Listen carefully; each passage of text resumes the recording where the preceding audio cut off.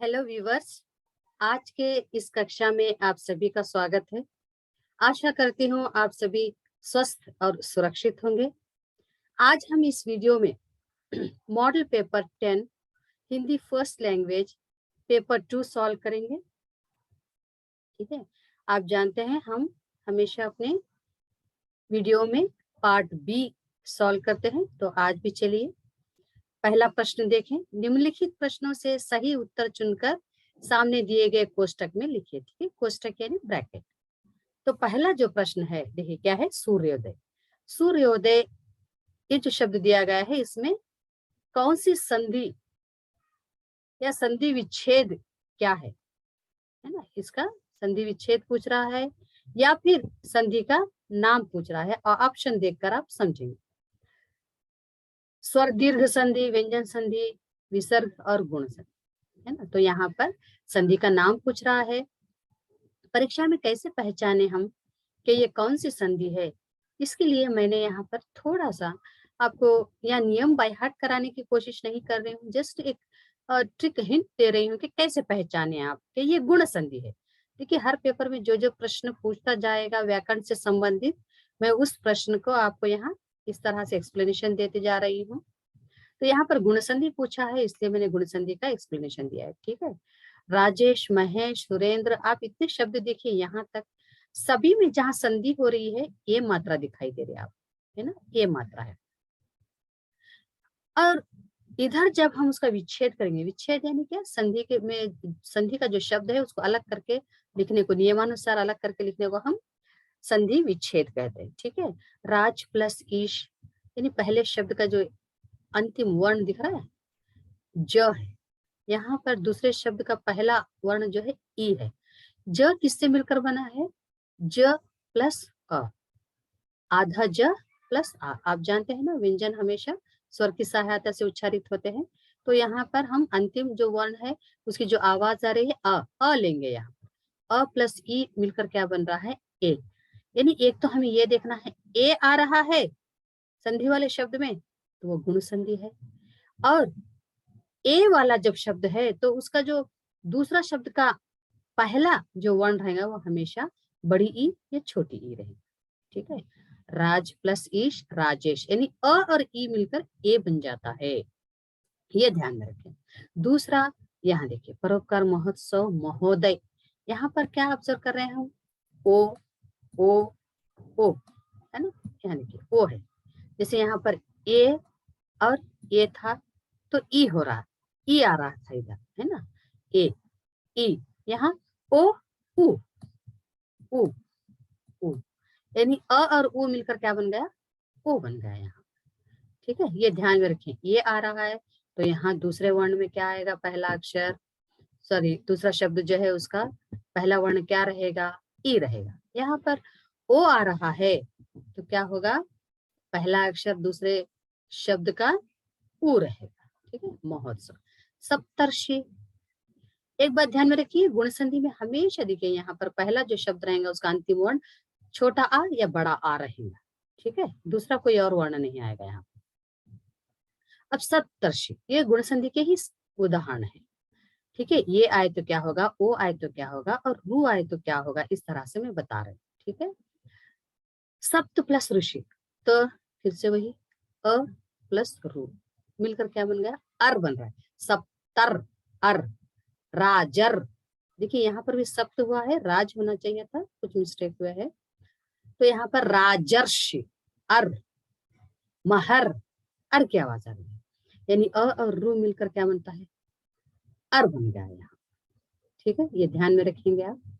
तो इस नियम के अनुसार कहें या ये जो बात मैंने अभी बताई है इसके अनुसार, तो पहला यहाँ पर जो क्वेश्चन था सूर्योदय, क्या होना चाहिए, सूर्य प्लस उदय, अ और उ मिलकर क्या होता है, वो बन जाता है। तो इसके अनुसार एक संधि हो गई ऑप्शन डी, गुण संधि। नेक्स्ट क्वेश्चन, नील नभ में कौन सा समास है ना। समास आप ध्यान में रखना चाहिए कि कितने प्रकार के हैं और हम परीक्षा में कैसे पहचानेंगे कि ये कौन सा समास है।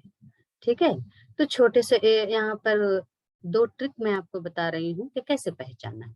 पहला पद विशेषण, दूसरा विशेष्य होता है। ऐसे उदाहरण होते हैं जिसमें एक विशेषण और एक विशेष्य होता है। और कुछ ऐसे उदाहरण होते हैं जिसमें उपमान और उपमेय होता है ना, यानी एक दूसरे में कंपैरिजन होता है। यहाँ पर उपमान जिससे कंपेयर किया जाता है, उपमेय जिसकी कंपैरिजन हो रही है, जिसकी तुलना हो रही है। जैसे यहाँ पर नील गाय, क्या है? नील गाय, गाय संज्ञा है, गाय कैसी है? नील, यानी संज्ञा की विशेषता बता रहा है, तो क्या होगा वो? विशेषण। ठीक है, नील गाय, नीली गाय, है ना। यहाँ देखिए दूसरा चंद्रमुखी, यहाँ पर संज्ञा है, दोनों, चंद्र भी संज्ञा है, मुखी भी संज्ञा है, मुख, है ना। तो अब यहाँ पर तुलना हो रही है, चंद्रमुखी यानी चंद्र जैसे मुख वाली, तो क्या होगा यहाँ पर? उपमान और उपमेय का प्रयोग किया गया है इस शब्द में। ठीक है, यानी एक स्त्री के मुख को चंद्र से तुलना की जा रही है, चंद्रमुखी। ठीक है, ये कर्मधारय समास है। या तो विशेषण विशेष्य रहेगा कर्मधारय समास में, या फिर उपमान उपमेय रहेगा।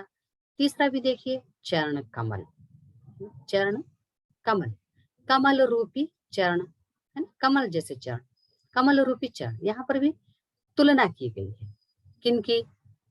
कमल से चरण की तुलना की, है ना, कंपैरिजन है, उपमान और उपमेय का।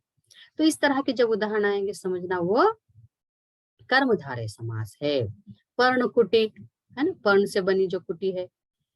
तो इस तरह से यहाँ पर या तो विशेषण विशेष्य रहेगा, या फिर उपमान उपमेय अगर है तो समझ जाना कि वो कर्मधारय समास है। ठीक है, तो कौन सा उत्तर सही होगा हमारा?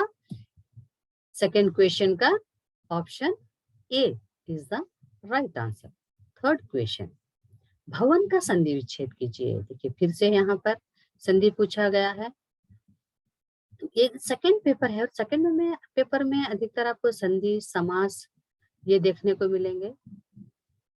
भले सेकंड पेपर हो या फर्स्ट पेपर हो, इस साल अगर आपको एक ही पेपर आ रहा है, लेकिन हर टॉपिक से आपको क्वेश्चंस जरूर पूछे जाएंगे। ऐसा नहीं कि सेकंड पेपर का है तो आपको अभी नहीं पूछेंगे, किसी भी टॉपिक से आपको प्रश्न पूछ सकते हैं, इसलिए ध्यान से देखिए। अयादि संधि, अयादि संधि बहुत आसान है याद रखना। अगर जहां संधि हो रही है वहां य आ रहा है, यह दिखाई दे रहा है, नयन, शयन, है ना, तो एक ही मात्रा आती है वहां पर। यह जहां भी आ रहा है वहां एक ही मात्रा है। यह आया तो एक ही मात्रा, ने प्लस अन, शयन यह है, शे प्लस अन।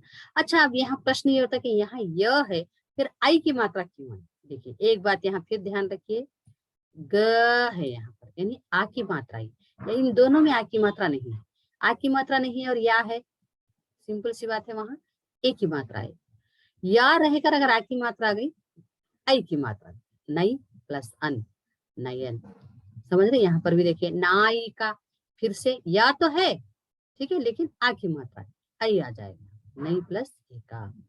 ठीक है, दूसरा क्या होगा, या तो य और या तो व आता है अयादि संधि में। ठीक है, वह जब आएगा तो ओ हो जाएगा। वहां य आ रहा तो ए हो रहा था, यहाँ व आया तो ओ हो जाएगा। पवन, ओ प्लस अन, श्रवण, श्रो प्लस अन, पवित्र, ओ प्लस इत्र, है ना। लेकिन यहाँ देखिए गाविनी, गौ प्लस इन, फिर वैसे ही है जैसे यहाँ पर हमने देखा था, क्या है, गायक, अ की मात्रा आई तो नहीं हो गया। यहाँ पर भी जब अ की मात्रा आ रही है तो क्या हो जाएगा, गौ हो जाएगा। ठीक है, एक अच्छा सा उदाहरण, पवन, पो प्लस अन, लेकिन यहाँ पर आ की मात्रा आ गई इसलिए पौ प्लस अन। समझ रहे हैं आप? य और व का फार्मूला याद रखिए, और दूसरा जब आ की मात्रा आती है तो इधर मात्राएं कैसे बदलती है। ठीक है, तो इस प्रकार से अब इसका जो सही आंसर होगा कौन सा होगा, भू प्लस अन, सही आंसर। अभी इतनी भोली सरल थी कि उसे सुख का आभास तो होता था। यह वाक्य है, कौन सा वाक्य है ये, है ना। मैंने अपनी पिछली कक्षा में समझाया था सरल, संयुक्त और मिश्रित वाक्य क्या हैं, इनको कैसे पहचाने, और एक वाक्य से दूसरे वाक्य में किस तरह से हम बदलें, है ना। रचना के आधार पर 3 जो वाक्य हैं, आप उनका वीडियो देख लीजिए, अच्छे से समझ में आ जाएगा। तो अभी इतनी भोली सरल थी कि उसे सुख का आभास तो होता था। तो यहाँ पर कौन सा वाक्य है ये है कि।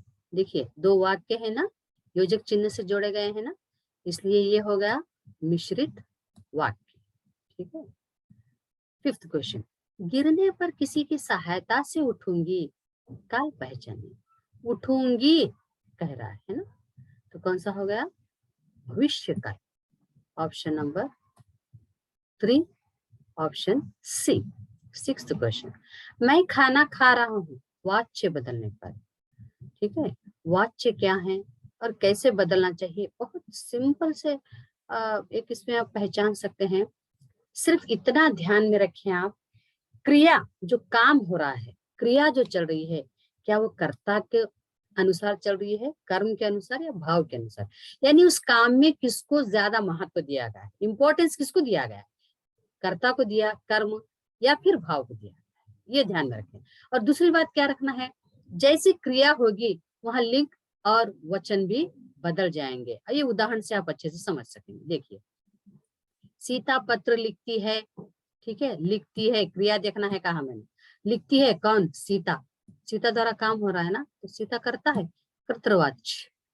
ठीक है, अब दूसरा देखिए, सीता द्वारा पत्र लिखा जाता है, फिर क्रिया देखना है वाच्य में आपको, लिखा जाता है क्या, पत्र, पत्र कर्म है, लिखा जाता है कह रहे ना, सीता को यहाँ तो काम तो सीता ही से हो रहा है, लेकिन ज्यादा महत्व किसे दिया जा रहा है, कर्म को दिया जा रहा है ना। तो क्या होगा, लिखा जाता है क्या, पत्र, कर्मवाच्य होगा। राजेश पुस्तक पढ़ रहा है, देखेंगे फिर क्रिया, कौन पढ़ रहा है, कौन, राजेश, करता है, कर्तृवाच्य होगा। राजेश द्वारा पुस्तक पढ़ी जा रही है, पढ़ी जा रही है क्या, पुस्तक, पुस्तक क्या है, कर्म है ना। तो इस तरह से ये हो गया कर्मवाच्य। मैंने कहा था लिंग और वचन भी बदलते हैं। यहाँ देखिए, पढ़ रहा है कह रहे हैं, क्योंकि राजेश पुल्लिंग है, पढ़ रहा है, लेकिन यहाँ पढ़ी जा रही है क्या, पुस्तक, पुस्तक स्त्रीलिंग है ना, इसलिए वो पढ़ी जा रही है लिखा गया यहाँ पर। तो बहुत आसान है, सिर्फ पहले क्रिया देखिए आप, क्रिया में किसको इंपॉर्टेंस दिया गया है। अब भाववाच्य भी देखिए, सीता से लिखा नहीं जाता, भाववाच्य हमेशा है ना, अधिकतर वाक्य जो होते हैं पुल्लिंग और एक वचन होते हैं। सीता से लिखा नहीं जाता, यहाँ पर भाव प्रकट होता है इन वाक्यों में। कैसे, देखिए इमोशंस, सीता से लिखा नहीं जा रहा, क्यों, सीता को ही पता है कि उसको क्या तकलीफ है ना, कोई और कार्य है क्या है, बस वो फील कर सकती है, भाव बताया जाता है यहाँ पर। सीता से लिखा नहीं जाता, राजेश से पढ़ा नहीं जाता, बच्चों से खेला नहीं जाता, ये होते हैं भाववाच्य के उदाहरण। समझे आप, कृतवाच्य, कर्मवाच्य और भाववाच्य हम कैसे पहचाने और उन्हें कैसे बदलना चाहिए। मैं खाना खा रहा हूँ, तो क्या आना चाहिए यहाँ पर, मैं खाना खा रहा हूँ, मेरे द्वारा खाना खाया जा रहा है, जा रहा है, यहाँ रहा हूँ बोल रहे हैं, है ना, मैं खाना खा रहा हूँ, कोई भी हो सकता है वहां पर, इसलिए कर्ता को ध्यान में रखकर खा रहा हूँ कह रहे हैं। यहाँ खाया जा रहा है क्या, खाना, है ना, खाना पुल्लिंग है, इसलिए खाया जा रहा है। तो यहाँ पर क्या होगा, वाच्य बदलने पर मेरे द्वारा खाना खाया जा रहा है। ठीक है, ऑप्शन बी। नेक्स्ट देखिए, मेरे द्वारा खाना खाने गए, या मेरे द्वारा खाना खाए, या मेरे द्वारा खाना खाया गया, गया आ रहा है। एक बात ध्यान रखें, काल भी आप ध्यान में रखें जब आप वाच्य बदलेंगे। खा रहा हूँ वर्तमान में है, खाया जा रहा है वर्तमान में, ठीक है, खाया गया नहीं आएगा। नेक्स्ट क्वेश्चन, उस समय तक हमारे परिवार में लड़की के विवाह के लिए अनिवार्य योग्यता थी। यहाँ पर क्या पूछ रहा है, कारक पूछ रहा है ना। तो कारक चिन्ह आपको याद रहना चाहिए, जैसे कर्ता ने कर्म को करण से, संप्रदान के लिए अपादान से, है ना यहाँ, और अधिकरण में पर, संबंध का के की, संबोधन, रे अरे अहो, तो यहाँ पर संप्रदान के लिए पूछ रहा है ना, इसलिए क्या हो जाएगा उत्तर, ऑप्शन संबोधन। इस वाक्य में विशेषण का प्रयोग हुआ है।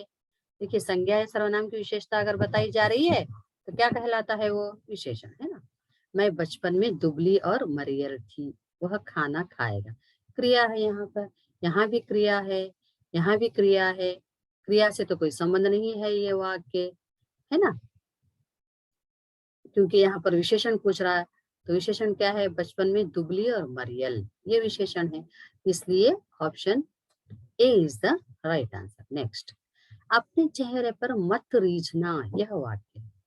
एक बात तो यहाँ थोड़ा ध्यान से सुनिए आप कि निषेधार्थक और आज्ञार्थक, यहाँ दोनों ऑप्शन सही लग रहे हैं, ठीक है, लेकिन हम ज्यादा महत्व यहाँ पर किसको देंगे, निषेधार्थक में, यानी निषेधार्थक यानी कार्य यहाँ पर न होने को एक जो बताया जाता है ना, ऐसा वाक्य जो जहां पर कार्य ना होना बताया जा रहा है ना, तो उसको हम निषेधार्थक वाक्य कहते हैं। आज्ञार्थक जहां ये चीज ना करने के लिए या करने के लिए आज्ञा दी जा रही है, लेकिन तो यहाँ पर नहीं, न, मत का प्रयोग होता है।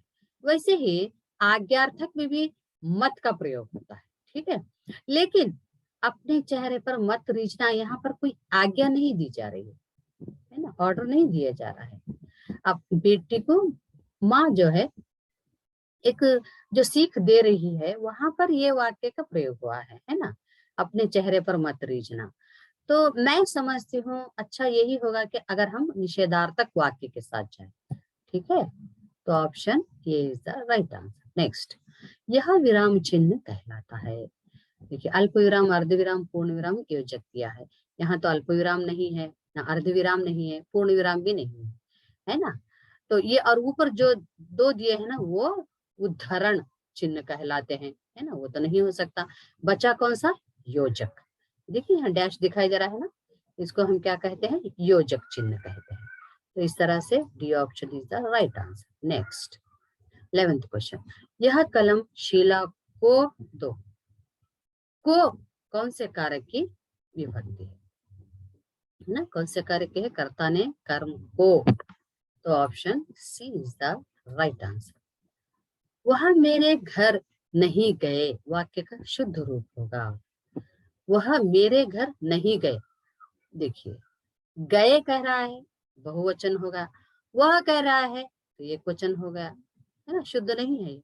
तो क्या शुद्ध वाक्य होगा, वे मेरे घर नहीं गए, वह ने मेरे घर गया, है ना। ये तीनों वाक्य देखिए किस प्रकार के हैं, है ना, शुद्ध वाक्य नहीं कहलाते ये तीनों वाक्य भी।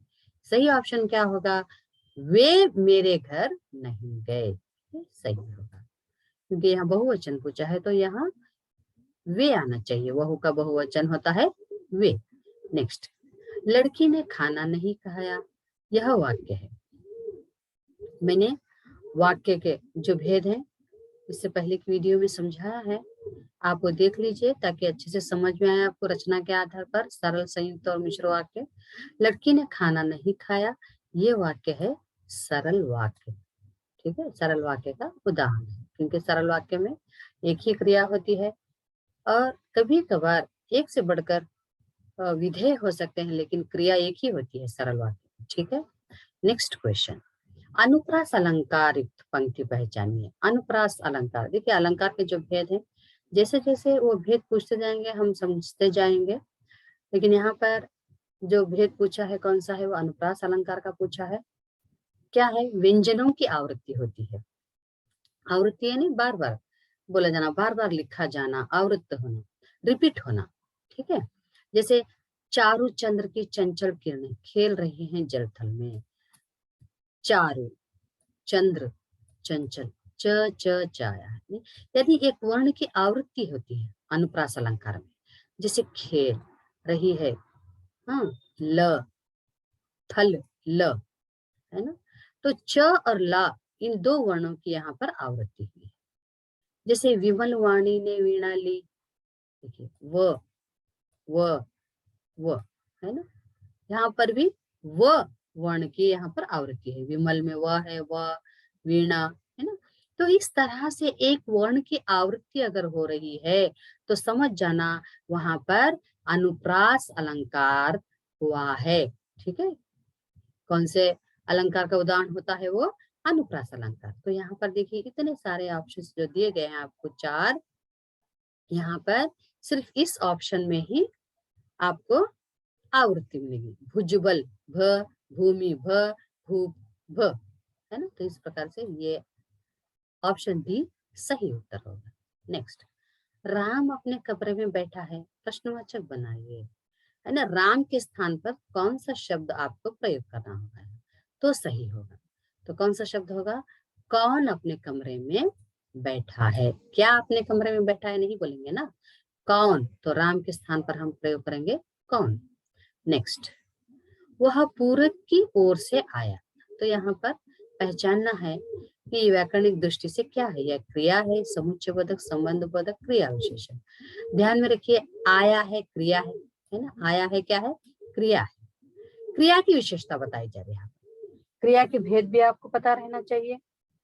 क्रिया के कालवाचक, रीतिवाचक, स्थानवाचक, परिमाणवाचक जो भेद है क्रिया विशेषण के, उसको अगर हम अच्छे से समझें तो आप समझ जाएंगे ये स्थानवाचक क्रिया विशेषण है। लेकिन आपको यहाँ भेद नहीं पूछा है, केवल क्या है ये पूछा है ना। क्रिया तो नहीं है ये की ओर से, की ओर आया क्रिया है ना। तो क्या होगा ये क्रिया विशेषण, यानी क्रिया कैसे चल रही है बताने वाला जो शब्द होता है ना वो क्रिया विशेषण होता है। ठीक है, नेक्स्ट 17, ओ डैश ये बहुत गलत हुआ। देखिए यहाँ पर कौन सा आपको विराम चिन्ह प्रयोग करना है। ओ डैश तो नहीं लगाएंगे आप, ओ यहाँ पर क्वेश्चन मार्क भी नहीं लेंगे आप, ना ही आप कॉमा अल्प विराम का प्रयोग करेंगे। तो फिर क्या होगा, यहाँ होगा विस्मयादिबोधक चिन्ह, क्योंकि हम हर्ष हो, शोक हो, या फिर वहां पर कोई ऐसी ताज्जुब की बात हो रही हो, है ना, तो वहां पर हम किस चिन्ह का प्रयोग करते हैं, ऑप्शन डी विस्मयादिबोधक चिन्ह का प्रयोग करते हैं, है ना। ओ ये बहुत गलत हुआ, है ना। तो यहाँ पर दुखी शोक प्रकट कर रहे हैं। तो ऐसे वाक्यों के साथ हम इसमें अधिबोधक चिन्ह का प्रयोग करते हैं। So option D is the correct answer for 17th question. Next 18th question देखिए, वाक्य सीधा कीजिए, पानी में फूल ना लीजिएगा हुआ भीगा, है ना। इस शब्दों को है ना जंबल वर्ड्स जिस तरह कहते हैं ना हम, इस तरह से जो शब्द सही एक रीति में ना जोड़ा गया हो तो वो वाक्य शुद्ध नहीं कहलाता है ना, तो उसको आप फिर सीधा करके लिखना पड़ता है। तो फिर क्या हो जाएगा यहाँ पर सही ऑप्शन, लीजिएगा पानी में भीगा हुआ फूलना, ये होगा, या पानी फूलना भीगा हुआ, या पानी में भीगा हुआ फूल ना लीजिएगा, क्या हो जाएगा, option C is the right answer. Next 19th question, उसे जरा झड़वा कर लीजिए। फिर वही पूछा है यहाँ पर, झड़वा कर क्या है, ये क्रिया है ना, झड़वाना, इस तरह से कोई भी चीज हम झटकते हैं ना इस तरह से, झड़वा कर, जरा झड़वा कर। तो फिर ये क्या हो जाएगा, जैसे मैंने अभी कहा जो क्रिया विशेषण के भेद हैं, परिमाणवाचक क्रिया विशेषण है यहाँ पर, तो क्या हो जाएगा ये क्रिया विशेषण। ठीक है, सही आंसर सी ऑप्शन। नेक्स्ट, घर की साग सब्जी वे ही बाजार से रोज खरीद कर लाते हैं, है ना। तो यहाँ पर काल पूछा है, तो इसके अनुसार घर की साग सब्जी वे ही बाजार से रोज खरीद कर लाते हैं, ये होगा सामान्य वर्तमान काल। समझ रहे हैं आप। तो आशा करती हूँ आपको ये वीडियो अच्छा लगा होगा, और जो यहाँ पर समझाया गया है आपको बहुत अच्छे से समझ में आया होगा। नेक्स्ट वीडियो में हम एक और प्रश्न पत्र के साथ फिर मिलेंगे। तब तक के लिए खुश रहिए, स्वस्थ रहिए, धन्यवाद।